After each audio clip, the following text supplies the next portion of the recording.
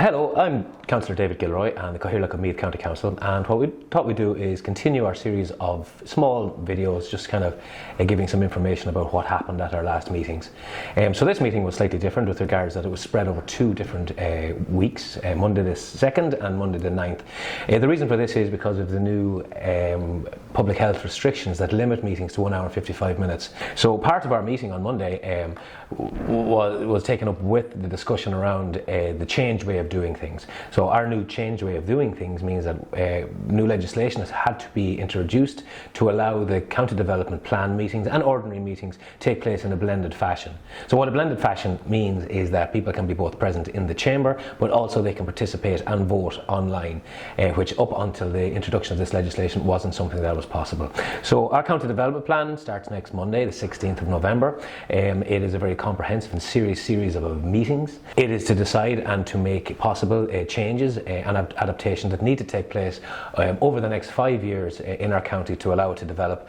So we need to review our existing one and make provision into the future. Other things that came up through the course of our discussions, some of the more pressing issues around, or one of the big pressing issues around the east of the county and the coastal region, of course, is the cars on the beach or not on the beach, and the impact of that, and whether you're for or against that. There's validity in both your positions. It's something that's going to be decided much more long term, but in the interim it was decided as from a recommendation from the SPC, the Special Policy Committee, which it was deferred to, had decided to extend the car ban until next March. So it was agreed, there was a lot of discussion took place, and it went to a vote, and it was decided that we would leave it the way it is until next March, till we have an opportunity to move forward with a more sustainable plan for the area.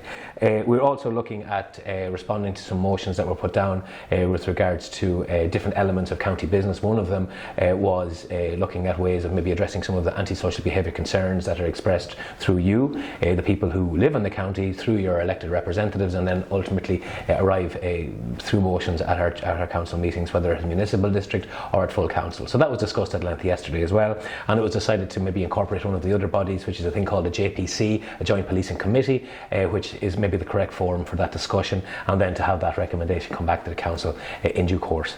Some of the other discussions were, of course, talking about the approving the allocation of the arts grants. So the arts grants are specifically around music purchasing for schools. So there's a €25,000 grant there that needs to be approved. It was approved wholeheartedly, of course, without any discussion, because everybody agreed it's the right thing to do. And then there's a list of schools that were successful in this round. I'm sure there will be other rounds in which schools can be successful with applications as well. So that's a good thing. €25,000 spread across a number of schools in the county.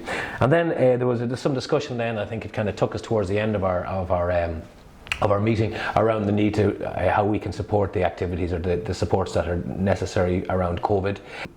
We were unanimously supportive of the idea that maybe we need to maybe make it a little bit easier for people to get tested. So that information, or that request, has been sent up the line, so to speak, and hopefully we'll get a response on that. And it takes us really back to our core message of that we've been consistently and continuously hoping that people might take on board. The vast majority of people, of course, like yourself, are doing what you're asked.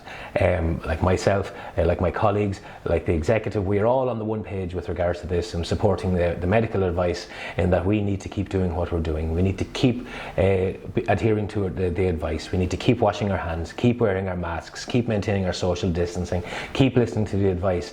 Let's keep COVID on the back foot, and let's look after each other and look after yourself. Thank you very much. There'll be more updates to come.